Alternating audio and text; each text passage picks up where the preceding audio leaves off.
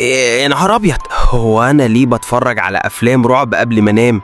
مادام انا بخاف زي العيال الصغيره، ليه بعمل كده في نفسي؟ ايه ده؟ رجلي بره. مش ده نفس الفيلم اللي الوالد كان مطلع رجله من تحت البطانيه والشبح جه يشدها؟ يا نهار اسود، انا بالظبط زي الوالد في الفيلم.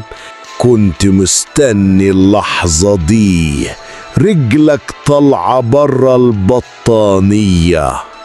انت فاكر ان البطانية هتحميك؟ انا جاي من تحتها.